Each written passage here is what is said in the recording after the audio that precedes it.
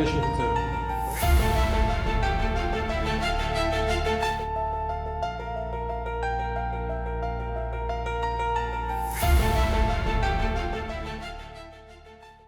Vladimir Putin has put Russia's Pacific Fleet on display, personally boarding the Varyag missile cruiser as Moscow wrapped up major naval exercises across Russia's Far East.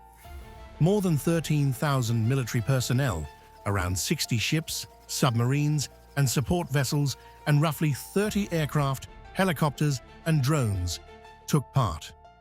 The drills stretched across the Sea of Japan, the Sea of Okhotsk, and the northwestern Pacific Ocean, putting Russian naval power directly into a strategically sensitive part of the region.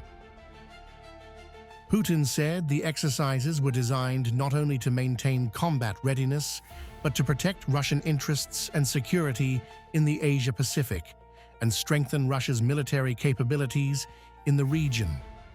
And Moscow says the geography matters.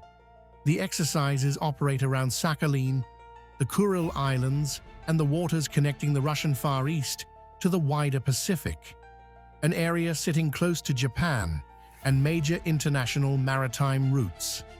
Putin says the region is becoming increasingly tense, accusing NATO of expanding its military presence and warning of new weapon systems and military blocs.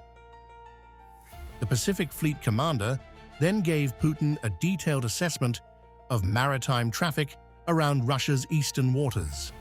According to the commander, 379 vessels flying the flags of countries Moscow considers unfriendly passed through Russia's exclusive economic zone around the southern Kuril Islands between April 24th and August 6th.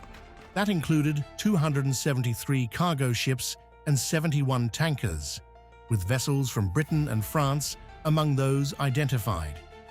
The commander said Russia has the forces to inspect and detain vessels from unfriendly states and their so-called shadow fleet. And if this begins to be implemented in practice, we will be forced to respond in kind, and not necessarily in those waters where raids on our ships and vessels are planned. We ourselves will decide where we consider it necessary and appropriate, in any place, including in the area of responsibility of the Pacific Fleet. That warning takes on greater significance because of where Putin delivered it. He was speaking during the final stage of exercises covering the Sea of Japan, the Sea of Okhotsk, and the northwestern Pacific, waters surrounding some of Russia's most strategically important Pacific territories. The Kuril Islands, in particular, sit between the Sea of Okhotsk and the Pacific and remain a long-standing point of dispute between Russia and Japan. Putin says Russia has no territorial claims against Japan, while accusing Tokyo of increasing its military pressure on Moscow. The exercise therefore serves two purposes for Moscow. It demonstrates the scale and reach of the Pacific Fleet, while sending a political message about Russia's ability to operate across a vast maritime zone bordering Japan and opening into the wider Pacific. And Putin is linking that military posture directly to the question of Western shipping. His warning is not that Russia has already begun detaining Western vessels.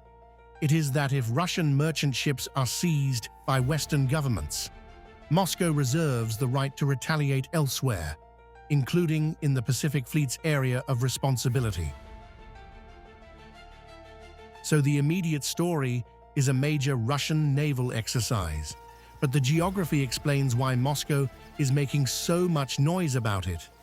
Sea of Japan, Sea of Okhotsk, Kuril Islands, northwestern Pacific. Russia has just demonstrated its military presence across a huge stretch of the Western Pacific, while Putin warns that a confrontation over Russian commercial shipping in Europe could potentially have consequences in this part of the world. The exercise is over. The message from Moscow is not.